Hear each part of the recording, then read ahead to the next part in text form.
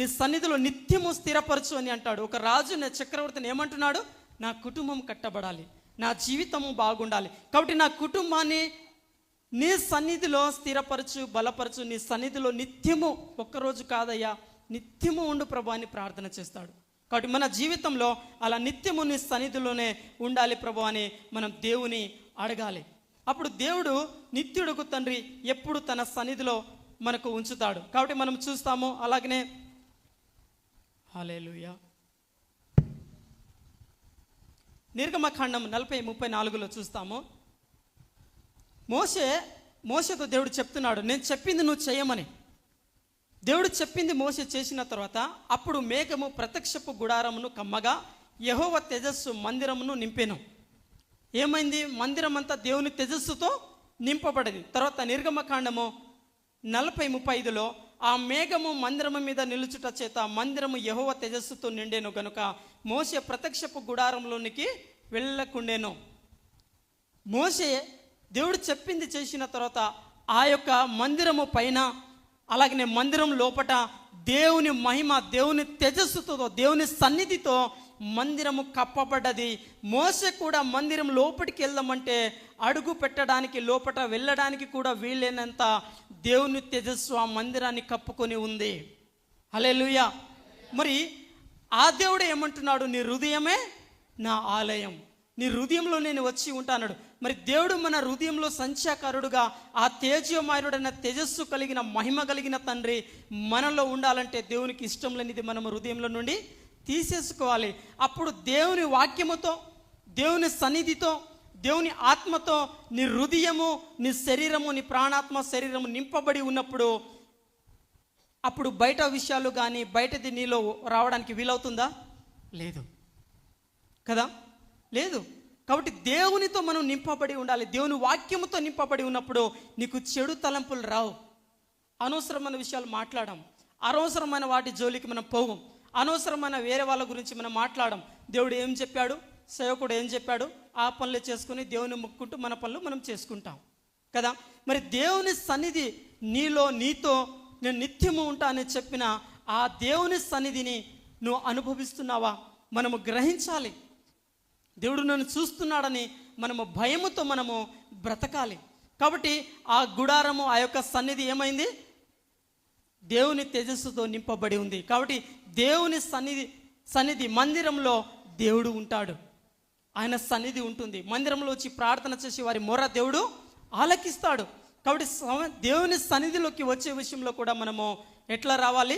తొందరపడకుండా ఇంటికాడనే ప్రార్థన చేసి సిద్ధపడి నాతో మాట్లాడు ప్రభు అని జాగ్రత్తగా, సమయానుకూలంగా మనము దేవుని సన్నిధిలోకి వస్తే నీ ప్రయాసకు తగ్గట్టుగా, నీ ఆశకు తగ్గట్టుగా దేవుడు దీవించి గొప్ప చేస్తాడు.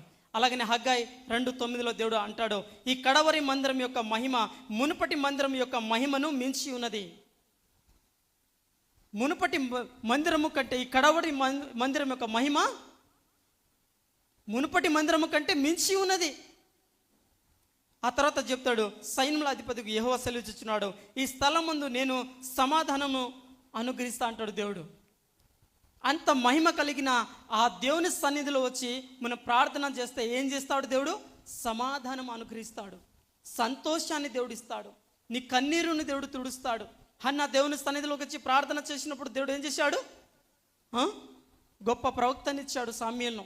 అలాగా మనము దేవుని సన్నిధిలో వచ్చి ప్రార్థన చేసినప్పుడు దేవుడు మనతో మాట్లాడతాడు, బలపరుస్తాడు, మన కొరతలు, మన అవసరతలు దేవుడు తీరుస్తాడు. యోహాను 1:16 ఆయన పరిపూర్ణతలో నుండి మనం అందరము కృపయమ్మడి కృపను పొందితిమి. ఏం చేయబడ్డాము? దేవుని యొక్క పరిపూర్ణతలో నుండి మనము కృపయమ్మడి కృపను పొందుకున్నాం. కృపయమ్మడి కృప అంటే ఇప్పుడు మనము సముద్రాల్లో కానీ నదులలో కానీ మనం చూసినప్పుడు అలల ఎంట అలలు వస్తూ ఉంటాయి. అలాగా కృపయమ్మడి కృప అంటే అర్థము దయ ఏమిటి దయ, జాలి ఏమిటి జాలి, ఆశీర్వాదం ఏంటి ఆశీర్వాదం. నిత్యము దేవుడు అనుదినము ఆశీర్వదిస్తూ ఉంటాడంట. అనుదినము మన ఎడల వాత్సల్యత చూపి, అనుదినము మన ఎడల జాలిపడే దేవుడు అనుదినము ఏం చేస్తాడు? తన ఆశీర్వాదములు ఇవ్వాలని నిన్ను తట్టుతూ ఉంటాడు, నీతో మాట్లాడుతూ ఉంటాడు. నీ హృదయాన్ని తడుతూ ఉంటాడు, నీతో మాట్లాడుతూ ఉంటాడంట. ఆయన ఆశీర్వాదంలో ఆయన జాలి నిత్యము నీతో ఉండాలని, ఆయన రూపులోకి పరిపూర్ణతలోకి మార్చబడడానికి మనము ఆయన అంతగా ప్రేమిస్తూ ఉంటాడంట. మరి అంతగా ప్రేమిస్తూ ఆ సకల ఆశీర్వాదములను మనకు అనుగ్రహించాలని దయచూపుతున్న దేవుని వైపు మనము చూడాలి, దేవుడే కావాలని కోరుకోవాలి. అప్పుడు దేవుడు అవన్నీ మనకు అనుగ్రహిస్తాడు. ఆయన చాలిన దేవుడు, నమ్మదగిన వాడు, సహాయకుడు. కాబట్టి మనము అడిగిందెల్లా దేవుడు ఇచ్చే దేవుడే ఉన్నాడు. అలాగనే మనం చూస్తాం నిర్గమకాండం 34:10లో, అందుకు ఆయన, ఇదిగో నేను ఒక నిబంధన చేస్తున్నాను, భూమి మీద ఎక్కడనైనాను. దేవుడు ఏం చెప్తున్నాడు? దేవుడు తన వాగ్దానం చేస్తున్నాడు. ఏమని? అందుకు ఆయన, ఇదిగో నేను ఒక నిబంధన చేస్తున్నాను మీతో, భూమి మీద ఎక్కడనైనాను ఏ జనములోనైనాను చేయబడని అద్భుతములు నీ ప్రజలందరి ఎదుట చేసేదను. హల్లెలూయా. ఈ భూమి మీద ఎక్కడ జరగని, ఏ ప్రజలలో జరగని అద్భుతాలు దేవుడు మన ఎదుట జరిగిస్తాడంట. నీవు ఏ ప్రజల నడుమ ఉన్నావో ఆ ప్రజలందరూ యెహోవా కార్యములు చూచెదరు, నేను నీ ఎడల చేయబోచున్నది భయంకరమన్నది. దేవుని దగ్గర అడిగాను, ప్రభువా నేనేం చెప్పాలని. అప్పుడు దేవుడు ఈ వాగ్దానాలు గుర్తు చేశాడు. నేను చేయబోయే కార్యములు నువ్వు ఉన్న చోట, నువ్వు ఉన్న ప్రాంతంలో అవి భయంకరమైనవి. భయంకరమని అంటే కొంచెం జరుగుతూనే ఆశ్చర్యపడతాం. భయంకరమని అంటే, భయంకరం అంటే ఆశ్చర్యం కంటే ఇంకా ఆశ్చర్యం, ఇక దాన్ని తిరుగులేదు. ఈ తప్పు పెట్టడానికి ఏ రాజులైనా ఏ శాస్త్రవేత్తలైనా ఎవరు తీసివేయడానికి, ఎదురు తిరిగి మాట్లాడడానికి కూడా ఇక నోరు రాదు. అలాంటి భయంకరమైన అద్భుతమైన కార్యంలో నువ్వు ఉన్న చోట నీ ప్రజల నడుమ నేను చేస్తాను అని దేవుడు చెప్తున్నాడు. అలాగే నిర్గమకాండం 34:11లో, నేడు నేను నీకు ఆజ్ఞాపించుచున్న దానిని అనుసరించి నడుము అంటున్నాడు దేవుడు. ఇదిగో నేను అమోరీయులను, కానానీయులను, హీతీయులను, పెరుజీయులను, హివ్యులను, యెబూసీయులను నీ ఎదుట నుండి వెళ్ళగొట్టేదను. యెహోషువతో దేవుడు చెప్తాడు, యెహోషువ ప్రార్థన చేస్తాడు. అప్పుడు దేవుడు యెహోషువతో ఏమంటాడంటే, యెహోషువ మోషకు ముందుండి నడిపించిన రీతిగా, ఏ నరుడు తన ఎదుట నిలవకుండా గెలవకుండా ఉన్న రీతిగా, మోషకు తోడుగా ఉన్న రీతిగా నీకు తోడుగా ఉండి నడిపిస్తాడు. అలాగనే ఈ రోజున మనకు కూడా మన ముందు ఉండి దేవుడు నడిపిస్తా అంటున్నాడు. హల్లెలూయా. అలాగనే ఇక్కడ 6 రకాలమైన దేశాల వాళ్ళను చూస్తాము. 6 అంటే సాతాను ఒక సంఖ్య కదా. అలాంటి 6 దిక్కుల నుంచి 6 రాజులు లాంటి మిమ్మల్ని కష్టపెడుతున్నా, నష్టపెడుతున్నా, అన్ని విధాలుగా ఆ రాజులను నేను తరుముతాను, ఆ శత్రువులను నేను లయము చేస్తాను. కానీ నేను చెప్పినట్టు నువ్వు చేస్తే ఈ గొప్ప కార్యాలు చూస్తావని దేవుడు చెప్తున్నాడు. హల్లెలూయా. కాబట్టి నీకున్న బంధకాలు, నీకున్న శత్రువులు, నీకున్న విరోధం, నీకున్న ప్రతి వ్యతిరేకత, వ్యాధి బాధలు తొలగిపోవాలంటే దేవుడు నీ ముందుండి నడుస్తాడు, నీలో ఉండి నడిపిస్తాడు. కృపయముడి కృప చూపుతూ ఆశీర్వాదం ఇస్తూ నడిపించే దేవుడు ఏమంటున్నాడంటే, మొదటగా నా ఆజ్ఞలు గైకొను, అలాగనే నాకు లోబడు అంటున్నాడు దేవుడు. ద్వితీయోపదేశకాండం 28:1లో ఏముంది? నా మాట శ్రద్ధగా విను, నేను చెప్పినట్టు నువ్వు ఉండు, అన్ని ఆశీర్వాదంలో అన్నాడు. అన్ని విషయంలో మనము దీవించబడతామంట. కాబట్టి దేవుని మాట వినడము, దేవునికి మనము మనసు ఇవ్వడము చాలా శ్రేష్టం అనేది అన్నమాట. అలాగనే దేవుడు చెప్తాడు రోమా 8:31లో, ఇట్లా ఉండగా ఏమందుము, దేవుడు మన పక్షంలో ఉండగా మనకు విరోధి ఎవరు? దేవుడు మన పక్షాన ఉండి ఆయన కలగజేసుకుంటాడంట. మనం ఏ విషయంలో ఒర్రి కావాల్సిన అవసరం లేదు. మనం ఏం చేయాలి? మనస్సు దేవునికి ఇచ్చి మన జీవితం దేవుని చేతిలో పెట్టి ఆయనను సమర్పించుకొని ఆయన చేసే గొప్ప కార్యం కొరకు ఎదురు చూడడమే. అప్పుడు దేవునికి మనం సమయం ఇచ్చినప్పుడు దేవుడు ఏం చేస్తాడంటే తనే కలగజేసుకొని గొప్ప కార్యం చేస్తాడు. 1 సామెలు 17:47లో చూస్తాం, దావీదు గోలియాతు మీదకి వెళ్ళినప్పుడు యుద్ధము ఏమన్నాడు? యుద్ధము యెహోవాదన్నాడు. ఇంకా ఏమన్నాడు? ఈటె చేత ఇంకా కత్తి చేత చంపే దేవుడు ఆయనే యుద్ధం చేసి ఈ కత్తి ఈటెలు లేకుండా యుద్ధం చేసి జరిగిస్తాడు చూడు అని చెప్పి యుద్ధము యెహోవాదని అన్నాడు. వెళ్ళాడు, ఒక్క రాయి ఒడిసెల తీసుకొని కొడితే చనిపోయాడు, బోర్ల పడ్డాడు కదా. తన కత్తి తీసుకొని తను చంపేశాడు. అంటే దేవుడు ఏం చెప్తాడంటే జకర్యా 4:6లో, శక్తి చేత కాక బలము చేత కాక నా ఆత్మ ద్వారానే కార్యము చేస్తా అంటాడు. మరి పిరికివాడైనా, అలాగనే ఆ గొర్రెల దగ్గర ఉన్న పొట్టివాడైనా, ఎవరు లెక్క చేయని దావీదు ఏం చేశాడు? సింహాన్ని చీల్చాడు, ఎలుగుబండిని చింపాడు, గోలియాతుని చంపాడు. కానీ గోలియాతు శత్రులతో దేశమంతటా భయపడుతున్నారు, కానీ ఆయన మాత్రము భయపడలే. ఎందుకు? ఆయన పరిశుద్ధ ఆత్మ, దేవుని ఆత్మ చేత నడిపింపబడుతున్నాడు. కాబట్టి ఆ ఆత్మ తన మీద వచ్చి బలమైన కార్యము చేసింది, ఆ శక్తిని ఇచ్చింది, ఆ ధైర్యాన్ని ఇచ్చింది. కాబట్టి దేవుడు మనకు ఆ పిరికితనం ఆత్మని ఇవ్వలేదు, కానీ ధైర్యము కలిగిన, ఇంద్రియ నిగ్రహము కలిగిన ధైర్యము గల ఆత్మను దేవుడు ఇచ్చి ఉన్నాడు. కాబట్టి మనము మనసులతో కాదు భయపడేది, దేవునికి భయపడాలి, దేవుని ప్రేమించాలి, దేవునికి లోబడాలి. దేవుడు కోరేది అదే విధేయత, ఆయనకు లోబడి ఉండడం. మరి ఎలీషా దగ్గర ఆ రాజులు ముగ్గురు వెళ్ళారు, ఏం చేశారు? లోబడ్డారు. ఆ యొక్క ఎలీషా ప్రవక్త ఏం చెప్పాడో అదే చేశారు ఆ ముగ్గురు రాజులు. కానీ మేము రాజులు, అట్టెట్లా అవుతుంది, నేను చెప్పింది నువ్వు విను అని అన్నారు ఆ సేవకుడిని? లేదు, దేవుడు వారి ద్వారా మాట్లాడతాడు. కాబట్టి దేవునికి, సేవకునికి లోబడితే వారిని దేవుడు దీవిస్తాడు, దేవుడు మంచి స్థితిలో దేవుడు ఉంచుతాడు. కాబట్టి అలాగా ఉన్నంత మన స్థితిలో దేవుడు నిలుపుకోవడానికి దేవుడు ఆశపడుతూ ఉన్నాడు. అలాగనే మనం చూస్తాము లూకాసు వార్త 12:32లో సంఘము గురించి దేవుడు మాట్లాడతాడు. సంఘము భయపడకుడి, మీకు రాజ్యం అనుగ్రహించుటకు మీకు తండ్రికి ఇష్టమై ఉన్నది. ఏందంట? ఆయన రాజ్యము మనకు ఇవ్వడానికి, ఆయనకు వారసులుగా మనం మార్చుకోవడానికి, ఆయన ఒక రాజ్యంతో మనం ఉండడానికి దేవుడు ఎంతగానో ఇష్టపడుతున్నాడు మనకు. అది నాకు ఇష్టమై ఉన్నది, మీరు నాతో ఉండడానికి. కాబట్టి మీరు భయపడాల్సిన అవసరము లేదు, నేను మీ పక్షాన ఉన్నాను. కాబట్టి యుద్ధము చేయవాడు దేవుడు, నడిపించేవాడు దేవుడు. కాబట్టి దేవుడు ఏం చెప్తున్నాడు? సంగమా, మీకు సిద్ధపరచుకొని నాకు ఇష్టంగా మార్చుకుంటా, నా రాజ్య వారసులుగా మీరు ఉండాలి, నాతో పాటు మీరు ఉండాలి. కాబట్టి మీరు భయపడాల్సిన అవసరం లేదు, నాకు లోబడండి, నన్ను ప్రేమించండి అని దేవుడు తెలియజేస్తూ ఉన్నాడు. అలాగా దేవుని లోబడి మనం ప్రేమించినట్లా గొప్ప కార్యం చూస్తాం. 1 కొరింథీ 10:17లో చూస్తాం. మనం అందరము ఆ ఒక్క రొట్టెలో పాలు పుచ్చుకొనుచున్నాము, రొట్టె ఒకటే గనుక అనేకులమైన మనము ఒక్క శరీరమై ఉన్నాము. హల్లెలూయా. మనము ప్రభు బల్ల తీసుకుంటాం కదా, ప్రభు వల్ల ఒక్క రొట్టె నుంచే ప్రార్థన చేసి దైవజనులు ఇచ్చినప్పుడు ఒక్క రొట్టె నుంచి అనేకులు మనం అందరము భుజిస్తున్నాము. రొట్టె ఒకటే.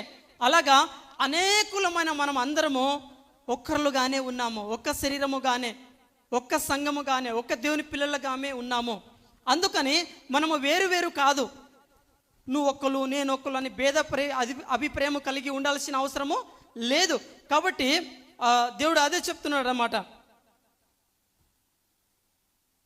మనం అందరము ఒక్క రొట్టెలో పాలు పుచ్చుకొనుచున్నాము, రొట్టె ఒకటే గనుక అనేకులమైన మనము ఒక శరీరమై ఉన్నాం. మనము అందరము ఒక శరీరముగానే ఉన్నాము. అందుకనే మనం చూస్తాము అపోస్తుల కార్యాలయంలో చూస్తాము, అక్కడ కొన్ని విషయాలు మనం చూచినడలా. అపోస్తుల కార్యము 1:14లో మనం చూచినడలా, ఆ చోట వీరితో కూడా కొందరు స్త్రీలను, యేసు తల్లివైన మరియయు ఆయన సహోదరులను ఒక్క మనసుతో ఎడతెగక ప్రార్థన చేయుచుండిరి. ఆ తర్వాత మనం చూస్తాము 2వ అధ్యాయంలో 1వ వచనం నుండి, పెంతెకొస్తు పండుగ దినము వచ్చినప్పుడు అందరూ ఒక చోట కూడి ఉండిరి. అప్పుడు వేగముగా విచ్చు బలమైన గాలి వంటి ఒక దానిని ఆకాశం నుండి అకస్మాత్తుగా వారు కూర్చుండి ఉన్న ఇల్లంతయు నిండెను. మరియు అగ్ని జ్వాల వంటి నాలుకయు విభజింపబడినట్లుగా వారికి కనబడి, వారిలో ఒక్కొక్క మీద రాలగా అందరూ పరిశుద్ధ ఆత్మతో నిండిన వారై, ఆ ఆత్మ వారికి వాక్శక్తి అనుగ్రహించిన కొలది అన్య భాషల్లో మాట్లాడసాగిరి. ఇక్కడ మనం ఏం చూస్తున్నాము? మరి చాలామంది సేవకులు వాళ్ళందరూ ఏం చేశారంటే, కలిసి స్త్రీలు పురుషులు అందరూ కలిసి వాళ్ళు ఒక్క మనస్సు కలిగి ఒక్క మనిషిలాగా దేవుని ఆరాధన చేసినప్పుడు పరిశుద్ధ ఆత్మ శక్తి వారి మీద కుమ్మరించబడ్డది, అభిషేకించబడ్డారు, అన్య భాషల్లో మాట్లాడారు, దేవుని కొరకు సైనికులుగా సిద్ధపడ్డబడ్డారు. హల్లెలూయా. చూడు, అంతమంది వాళ్ళు, అంత గుంపులో ఉన్న వాళ్ళు, చూడు దృష్టి అంతా, మనసంతా ఎక్కడ పెట్టారు? దేవుని మీద పెట్టారు. మనము ముగ్గురు ప్రార్థన చేస్తే 3 దిక్కులుగా పోతుంది మనసు కదా. కాబట్టి దేవుడు చూడు ఎంత మంచి గ్రహించాడు. ఇంత మనసు కలిగి ఎలాంటి భేదాభిప్రాయం లేకుండా ఎంత చక్కగా ప్రార్థన చేసినప్పుడు నా శక్తిని పొందుకున్నారు. అపోస్తలుల కార్యం 1:8లో కూడా చూస్తాం, పరిశుద్ధ ఆత్మ మన మీదకి వచ్చినప్పుడు ఏం పొందుకుంటాం? శక్తిని పొందుకుంటాం. కాబట్టి మన జీవితంలో కూడా అద్భుతమైన ఆశ్చర్యమైన కార్యములు చూడాలంటే మన సంఘంలో మనం అందరం ఎలా ఉండాలంటే యథార్థంగా ఉండాలి, దేవునికి ప్రియులుగా ఉండాలి, మన వంతు మనము దేవునికి ఇష్టము నచ్చే రీతిగా, దేవుని మెప్పించే రీతిగా మనము మన జీవితాలు ఉండాలని దేవుడు ఆశపడుతూ ఉన్నాడు. మరి దేవుని రాజ్యంలో, దేవునికి రాజ్యంలో ప్రత్యేకంగా ఒక అతిథులుగా ఎవరు ఉంటారు? దేవుడు చెప్తున్నాడు. మరి మన ఇంటికాడ చుట్టాలు వచ్చారనుకో, ఒక 2 రోజులు 3 రోజులు చూస్తాం. 4 రోజులు ఈయన నా పని అంతా ఎస్ట్ చేస్తున్నాడు, ఈడిపోడు, మమ్మల్ని పని పోనీయడు, పోతే ఏమే అని అనుకుంటాం, సణుక్కుంటాం కదా. అట్లా అనుకుంటారా? అనుకుంటారు కదా మనుషులు, ఎప్పుడు పోతాడా అని కదా. కానీ అలా అనుకుంటారు. కానీ దేవుని రాజ్యంలో ప్రత్యేకంగా ఉండాలంటే 15వ కీర్తనలో 1 నుంచి చూస్తాము.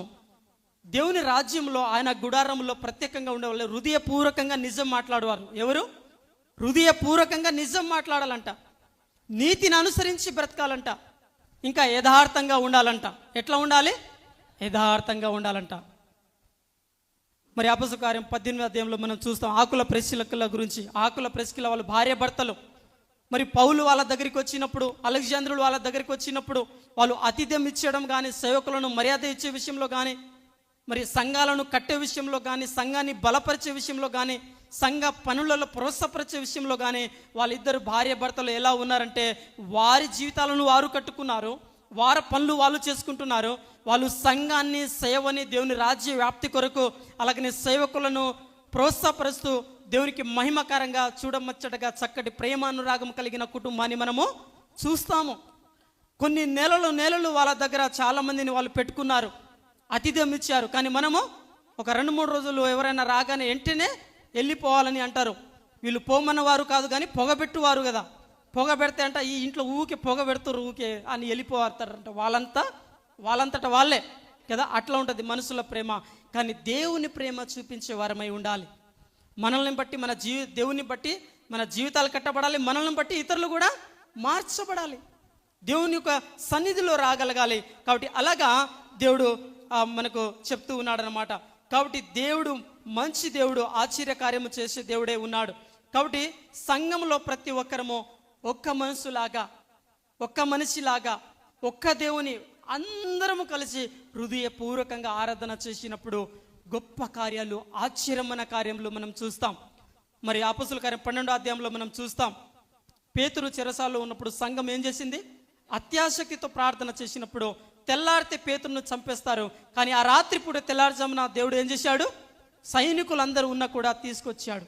కాబట్టి సంఘం యొక్క ప్రార్థన, సంఘం అందరూ కలిసి ప్రార్థన చేస్తే ఒక మరణాన్ని కొట్టివేయబడుతుంది, ఒక అపాయము కొట్టివేయబడుతుంది, జరగాల్సిన కీడు నష్టం అని ఆగిపోతుంది. దేవుడు బలమైన గొప్ప కార్యములు, శక్తివంతమైన కార్యములు దేవుడు చేస్తాడు. కాబట్టి మనము అలాగ ప్రార్థన పరులై దేవునికి మహిమకరంగా మనము ఉండాలి. అప్పుడే దేవుడు ఎనలేని తన గొప్ప కార్యము దేవుడు చేస్తాడు. మరి మనం చూస్తాము ఆదాము హవ్వను దేవుడు ఏం చేశాడు? ఫస్ట్ వాళ్ళ కొరకు సమస్తాన్ని సృష్టించాడు. వాళ్ళకి కావలసిన అన్ని సృష్టించి, వాళ్ళని నిర్మించి, ఆత్మను పెట్టి కదా. తర్వాత దేవుడు ఏం చేశాడు? ఏదైనా తోటలో ఉంచి మీరు వాళ్ళను దీవించాడు. మీరు అభివృద్ధి చెందండి, మీరు ఫలించండి, మీరు విస్తరించండి అన్నాడు కదా. విస్తరించమన్నాడు. కానీ వీళ్ళు దేవుని మాట విన్నారా? లేదు, శాపాన్ని కోరి తెచ్చుకున్నారు. అయినా కూడా ఆ తోటలో నుంచి దేవుడు వాళ్ళని బయటకు గెంటేశాడు. మళ్ళీ తోటలో వాళ్ళు వెళ్ళకుండా దేవుడు చేసి దేవదూతలను ఉంచి, వీరితో దేవుడు వచ్చి వారికి వస్త్రాలు ఇచ్చాడు, వాళ్ళని పలకరిస్తూ ఉంటాడు, వారితో మాట్లాడుతూ ఉన్నాడు. కానీ దేవుడు మాత్రం వారిని విడిచిపెట్టలేదు. ఆయన శాశ్వతమైన ప్రేమతో ప్రేమిస్తూనే ఉన్నాడు. తండ్రి ప్రేమ ఎలాంటిదంటే, నువ్వు మర్చిపోయిన ఆయన మరవడు, నువ్వు విడిచిన ఆయన విడవడు. ఆయన గొప్ప దేవుడు, ఆశ్చర్యమైన కార్యాలు దేవుడు మన జీవితంలో జరిగిస్తాడు. కాబట్టి ఆ దేవదేవుని వైపు మనం చూడాలి. లూకా సువార్త 10వ అధ్యాయము 30 నుంచి 36 వరకు మనం చూస్తాం. మరి యెరూషలేము నుండి యెరికో పట్టణానికి ఒక వ్యక్తి వెళ్తూ ఉంటాడు. వెళ్తూ ఉన్నప్పుడు దొంగల చేత పట్టబడతాడు. పట్టబడినప్పుడు దొంగలు ఆయన పట్టుకొని, ఆయన వస్త్రాలు అవన్నీ తన దగ్గర ఉన్నాయని లాక్కొని, అలాగనే తనకు బాగా విపరీతంగా కొట్టి, కోర ప్రాణంతో అంటే సావు బతుకులో ఉన్నప్పుడు ఒక గుంతలో పడేసి వెళ్ళిపోతారు. మరి అక్కడి నుంచి ఒక యాజకుడు వస్తాడు, ఆయన చూస్తాడు, వెళ్ళిపోతాడు. లేవిడు ఇంకో ఆయన వస్తాడు, చూస్తాడు, వెళ్ళిపోతాడు. ఇదిగో ఒకసారి ఆలోచించండి. మన జీవితంలో నువ్వు బాధలో ఉన్నప్పుడు, వేదనలో ఉన్నప్పుడు, నిస్సహాయస్థితిలోకి వెళ్ళిపోయినప్పుడు, వ్యాధి బాధలతో నువ్వు ఏడుస్తూ ఉన్నప్పుడు మనుషులు నిన్ను చూస్తారు కానీ సహాయం చేయరు. ఓహో అలా అయిందా అంటారు, వెళ్ళిపోతారు. ఒక రిపోర్టర్ వస్తాడు, ఎప్పుడు పడ్డారు, ఎవరు కొట్టారు, ఎవరు చంపారు, ఎలా జరిగింది అన్ని ఆధారాలు అడుగుతారు.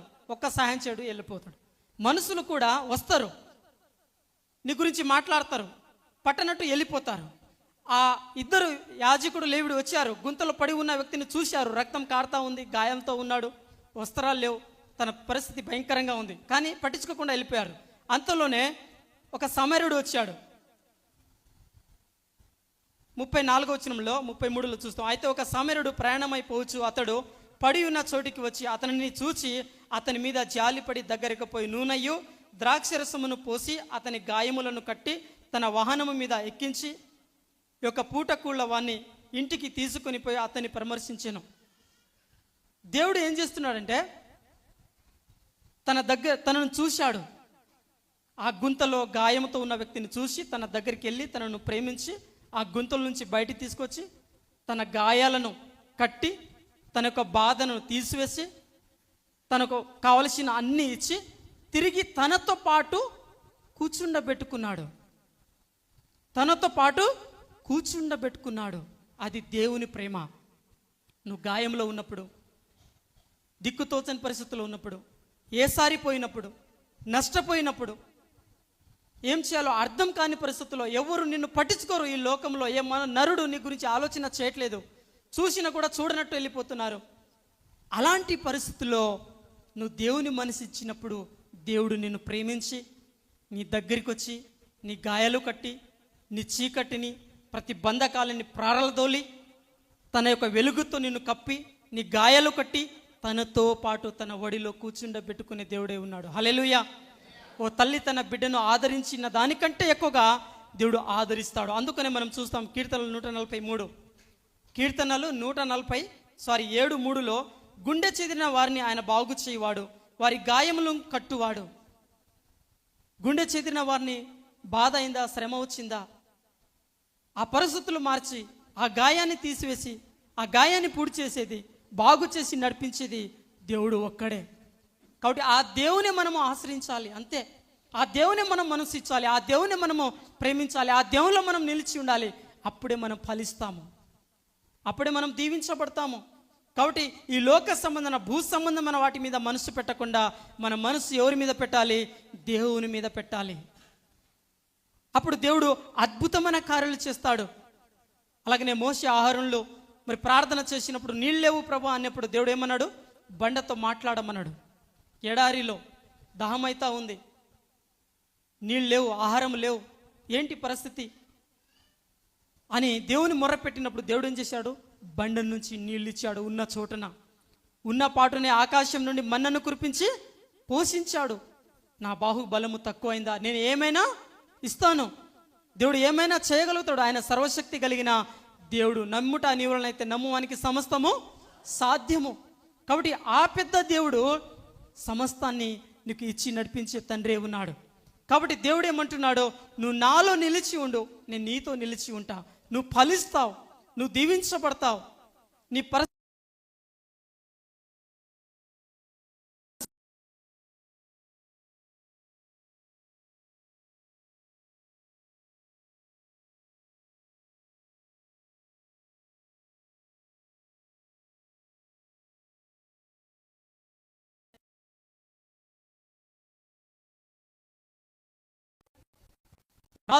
కంటే మనసును ఆశ్రయించాలి, దేవుని ఆశ్రయించాలి, ఎవరిని నమ్మాలి? దేవుని నమ్మాలి, దేవుని ఆశ్రయించాలి. ఆయనే దేవుని చూడాలి. సంఘంలో కూడా నువ్వు చేసిన పని, నువ్వు చేసిన పరిచర్య, నువ్వు చేసిన ప్రార్థన దేవుడు నీకు లెక్క కట్టి నీకు ప్రతిఫలం ఇస్తాడు. దేవుడు నిన్ను దీవిస్తాడు. ఆయన ఆశ్చర్యకారుడు, అద్భుతకారుడు. కాబట్టి అబ్రహాం అంకులు చెప్పేవాడు, పరిచర్య చేసిన దేవుని కొరకు ఏమి చేసినా దేవుని సన్నిధిలో ఏది ఆశపడకుండా, స్వలాభం ఎదురు చూడకుండా, ఎదురు ఆశపడకుండా దేవుడు ఇస్తాడని దేవుని మనసిచ్చి దేవుని సమర్పించుకొని మీరు చేస్తే దేవుడు మీకు గొప్ప చేస్తాడు, మంచి స్థితిలో ఉంచుతాడు. దేవుడిచ్చే ఆశీర్వాదం ఎప్పటికీ ఉంటాయి, మనిషిచ్చే ఆశీర్వాదం ఒక పూట ఉంటుంది, అంతేనా? మరి ఏలియా గురించి చూస్తాం. సారెపతు విధవరాల దగ్గర వెళ్ళాడు. మరి ఒక విధవరాల దగ్గర వెళ్ళి అడుక్కొని తినాలంటే ఎంత సొంతాన్ని సావాలి కదా. మరి తను అడిగినప్పుడు ఆమె ఏం చేసింది? అప్పడం చేసి ఇచ్చింది, తిన్నాడు. మరి ఆ కరువు కాలమంతా దేవుడు ఏం చేశాడు? పోషించాడు తనను, తన కుటుంబాన్ని. సేవకుని మాట విన్నది ఆమె. సేవకుని మాట విన్నందుకు, దేవునికి సేవకునికి లోబడినందుకు తను పోషించబడ్డది. అలాగనే సేవకుడు కూడా పోషించబడ్డాడు. దేవుడు గొప్ప చేశాడు. తన తొట్టిలో ఉన్న పిండి తక్కువ కాలేదు, బుడ్డిలో ఉన్న నూనె అయిపోలేదు. కాబట్టి దేవుడు సమృద్ధినిచ్చేవాడై ఉన్నాడు.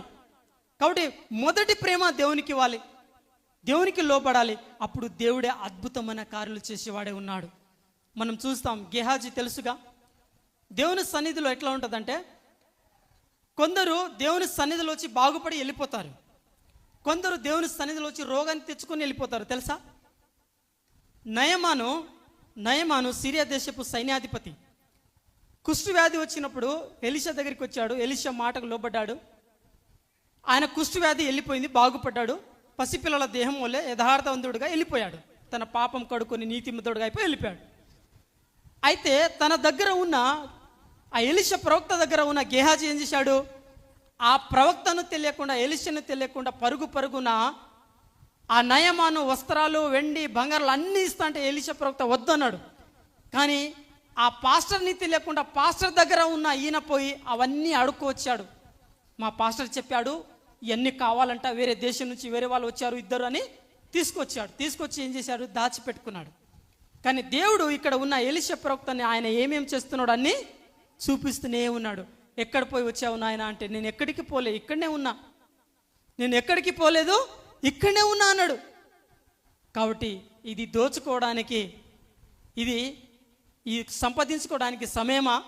దేవుని కొరకు బ్రతకాలి, దేవుని పని చేయాలి, దేవుని చూపించగానే ఇలాంటి మనసు వచ్చిందేంటి నీకు అని నీకు కుష్టు వస్తుంది అన్నాడు. అంతే. ఆయన బాగా వెళ్ళిపోయాడు. ఆ కుష్టుని వదిలేసి వెళ్ళిపోయిన ఆ కుష్టుని ఈయన పట్టుకున్నాడు. ఎవరు?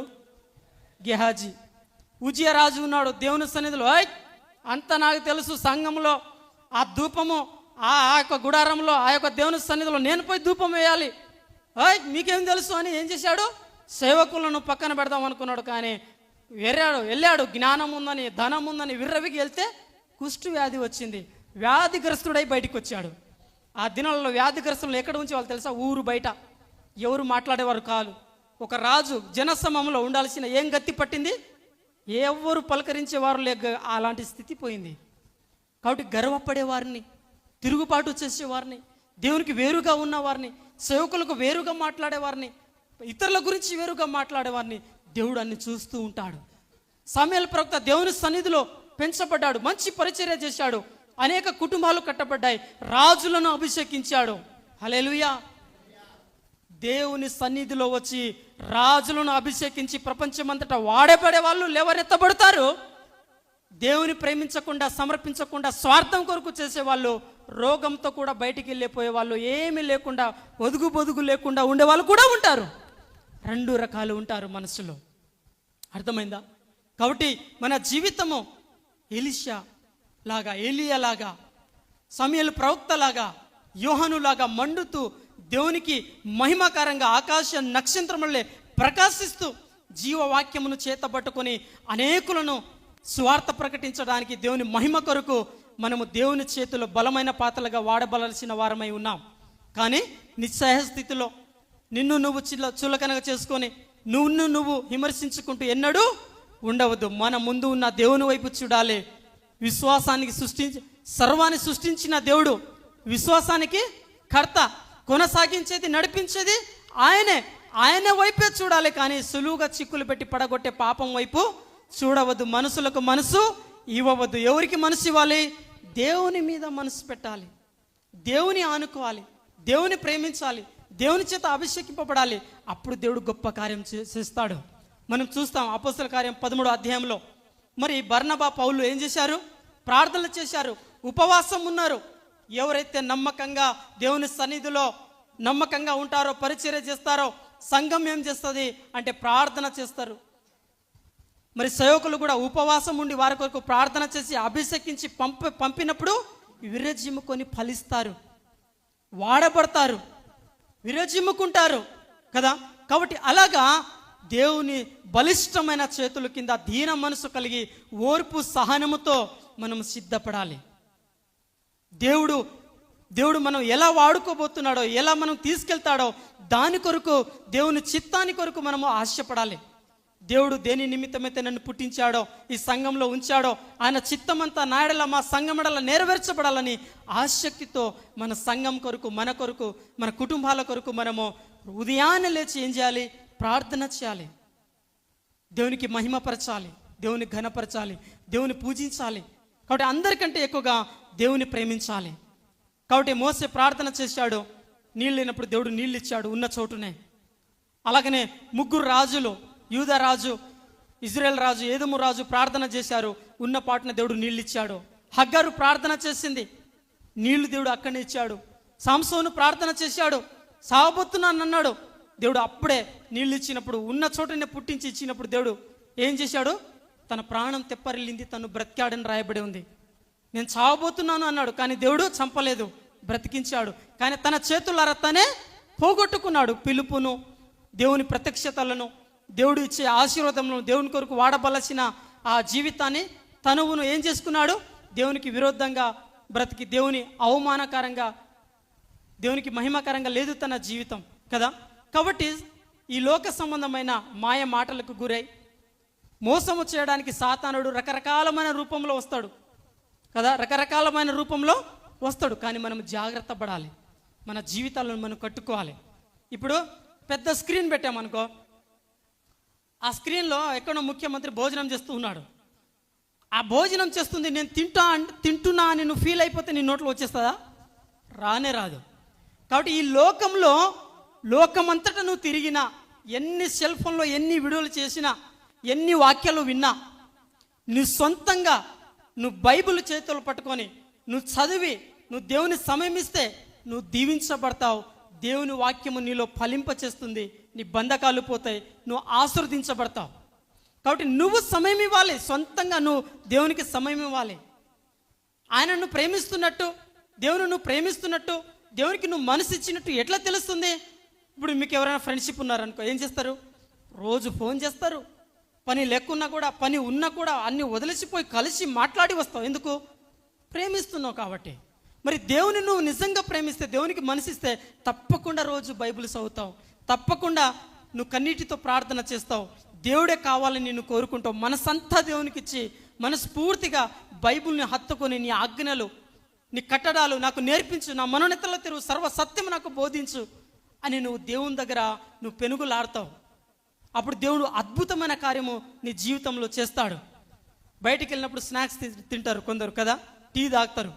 మరి నువ్వు ఏం చూసినా, వీడియోలు ఫోటోలు ఏం చూసినా, వాక్యాలే అవి కాదనట్లే స్నాక్స్ లాగా ఉంటాయి, అప్పుడే తిని అప్పుడే కరిగిపోయేటట్టు. కానీ నువ్వు సొంతంగా బైబిల్ చదివినప్పుడు ఆయన వాక్యము భుజించగా నాకు సంతోషాన్ని ఉంది అని, సంతోషం ఇచ్చిందని అంటాడు ఇర్మియా. కాబట్టి ఆయన వాక్యము మనము ఏం చేయాలి? ధ్యానించాలి, చదవాలి. అప్పుడే మార్పు వస్తుంది, అప్పుడే దేవుని రూపంలోకి మనం మార్చబడతాం. కాబట్టి మన మనసు ఎవరి మీద ఉంది అనేది ఆలోచన చేయాలి. నువ్వు ఎవరిని ప్రేమిస్తున్నావు? కాబట్టి దేవుడు అదే అంటున్నాడు, నీ మనసు నా మీద పెట్టిన ఎడల నా మనసు నీ మీద పెట్టి నిన్ను పూర్ణ శాంతిగా నేను మార్చేస్తా అంటున్నాడు. మోషే కూడా దేవుడు తను చెప్పింది చేసినాడు మోషే. అప్పుడు తేజస్సు అంతా, మహిమ అంతా, మందిరం అంతా నిండిపోయింది. కాబట్టి దేమంటున్నాడు దేవుడు? మునుపటి మందిరం కంటే కడపటి యొక్క మందిరము మహిమ ఎక్కువ. ఈ తరంలో ఇప్పుడు మనకు దేవుడు ఎక్కువ కృపనిచ్చాడు. అందరు ఏమంటారు అంటే కృప అనుకుంటారు. దేవుడు ఏమని చెప్పాడు తెలుసా?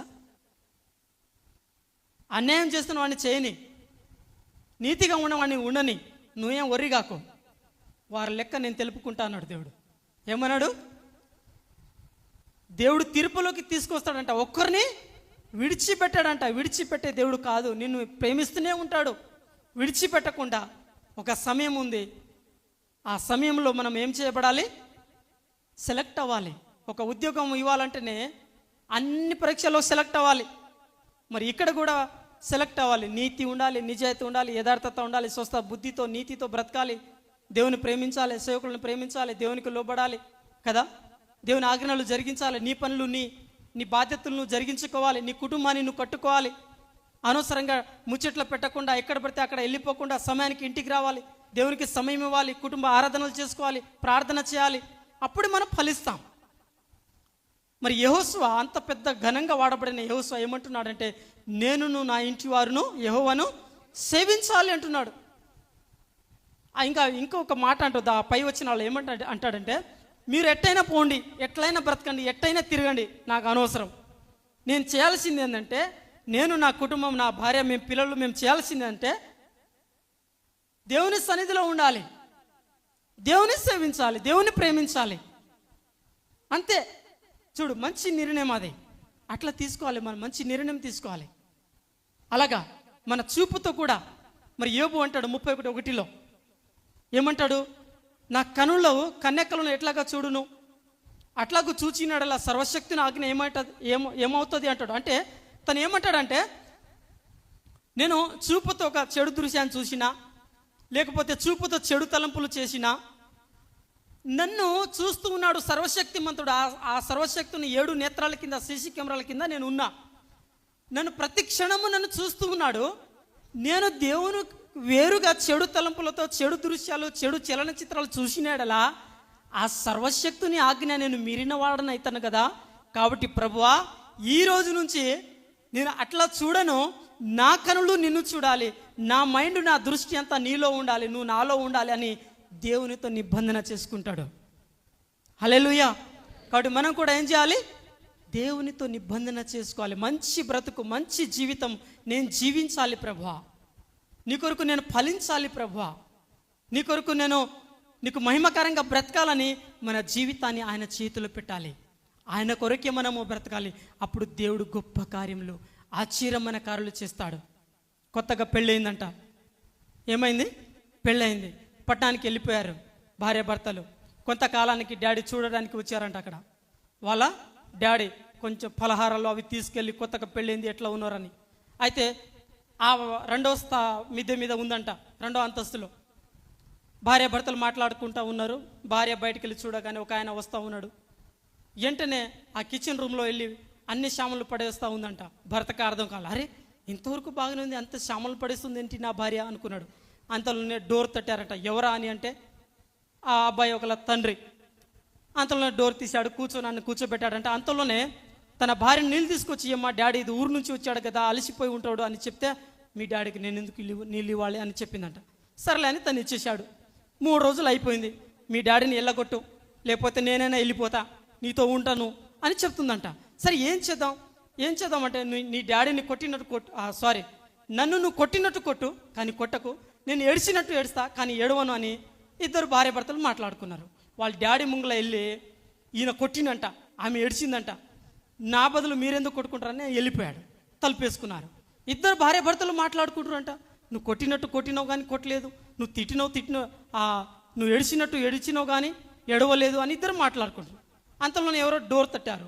ఎవరైనా తీస్తే వాళ్ళ డాడీ వచ్చేసాడంట. ఏం నాన్న నువ్వు ఇంకా పోలేదంటే చెప్పాడంట, నీ భార్యను నువ్వు కొట్టినట్టు కొట్టావు కానీ కొట్టలేదు, ఆమె ఏడ్చినట్టు ఏడ్చింది, ఎడవలేదు, నేను కూడా పోయినట్టు పోయా కానీ పోలేదు అని చెప్పాడంట. అయితే ఈ విషయం ఎందుకు చెప్పానంటే దేవుడు ఒక వాగ్దానం ఇచ్చాడు 10 వాగ్దానాల్లో. ఇది అర్థమైతే అది అర్థమవుతుంది. ఏమని? నీ తల్లిని, నీ తండ్రిని నువ్వు సన్మానించు, నువ్వు పుట్టి పెరిగిన ప్రాంతంలో నువ్వు దీర్ఘాయుష్వంతుడైతావో, నువ్వు దీవించబడతావని. అంతేనా? ఇప్పుడు ఆ తండ్రి ఏమనుకోవాలి? ఇలాంటి పిల్లలను నేను రాత్రనక పగలనక కష్టపడి ఎన్నో రాత్రులు జాగరణ ఉండి వీళ్ళకి అనారోగ్యంతో ఉన్నప్పుడు హాస్పిటల్కి తీసుకెళ్ళి ఇంత పెంచి పెద్ద చేసి ఇంత చదువులు చదివిస్తే లాస్ట్కు నన్ను అవమానాలు పాలు చేసి పంపిస్తారా, కన్న బిడ్డలే అని ఎంత వాళ్ళ హృదయం నలిగిపోతుంది, ఎంత బాధపడతారు తల్లిదండ్రులు. కాబట్టి మనకు జన్మనిచ్చిన, మనకు సృష్టించిన, మనకు ఆత్మను పెట్టిన తండ్రికి సంతోషం ఉండాలి, మనను బట్టి మనకు సంతోషం ఉండాలి, మనకు పుట్టించిన తల్లిదండ్రులను కూడా సంతోష పెట్టాలి. కాబట్టి దేవుడు అదే అన్నాడు యెహెజ్కేలు 18:23లో, నీ బ్రతుకు మార్చుకోవడం, నీ మనసు మార్చుకోవడం, నీ క్యారెక్టర్, నీ ప్రవర్తన మార్చుకోవడమే నాకు ఇష్టము. ఆ విషయంలో నేను సంతోషపడతా అన్నాడు దేవుడు. కాబట్టి మన జీవితము మనకు ఎట్లా ఉండాలంటే, నీ జీవితాన్ని బట్టి నీకు సంతోషం ఉండాలి, నీ తల్లిదండ్రులకు సంతోషం ఉండాలి, నీ జీవితాన్ని బట్టి నీ భార్యకు, నీ భర్తకు, నీ పిల్లలకు, అందరికీ సంతోషం ఉండాలి. కొందరు ఉంటారు ఎప్పుడు పురుగులే ఉంటాయి, పరుగులే ఉంటాయి, కానీ ఏమి రావు. కానీ ఇంట్లో మాత్రము ప్రేమ చూపరు కదా, దేవుని ఆజ్ఞలు నేర్పించరు. అప్పుడు ఏమవుతుంది కదా, కుటుంబము దేవుని సన్నిధిలో లేకపోతే అన్ని లోకాశలే ఉంటాయి. చివరి 2 విషయాలు చెప్పి ముగిస్తాను. ఆమోసు 3:12 దేవుడు చెప్తాడు, ఒక సింహం అంట ఒక గొర్రె పిల్లను మింగేసింది అనుకో.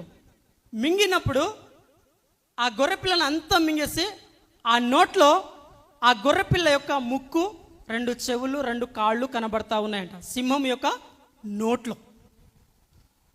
అయినా కూడా గొల్లవాడు ఏం చేస్తాడంట తెలుసా, తన ప్రాణాన్ని తెగించి ఆ సింహం యొక్క నోట్లో 2 కళ్ళు, 2 చెవులు, 2 కాళ్ళు, ఒక ముక్కు కనబడుతుంది చూడు, దాన్ని పట్టుకొని సింహం యొక్క నోట్లో తన చేపట్టి పట్టుకొని బయటికి తీసుకొస్తాడంట. అంతగా తెగిస్తాడంట. అయితే దేవుడు ఏమంటున్నాడు తెలుసా ఇక్కడ, అదే మాట, దాని భావం ఏంటంటే, నువ్వు నాకు వేరుగా బ్రతికి సాతాను అనుసరించి, సాతాను యొక్క పన్నగాలు అనుసరించి నీ ఇష్టం అనుసారంగా నువ్వు తిరుగుతున్నావు చూడు, ఆ సాతాను కోగిలో నువ్వు వెళ్ళిపోయావు, ఆశీర్వాదం లేకుండా బంధకాలలో, వ్యాధి బాధలో నువ్వు మిగిలిపోయినావు కదా.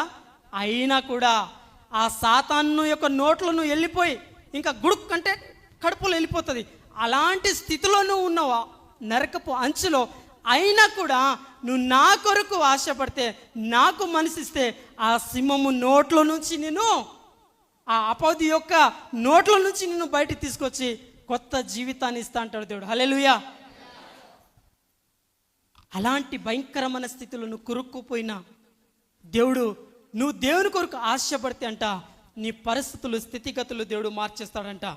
యెషయా గ్రంథం 28:17 చూస్తాం, నేను నా న్యాయము కోలనులు గాను నీతి మట్టలు గాను పెట్టేదను.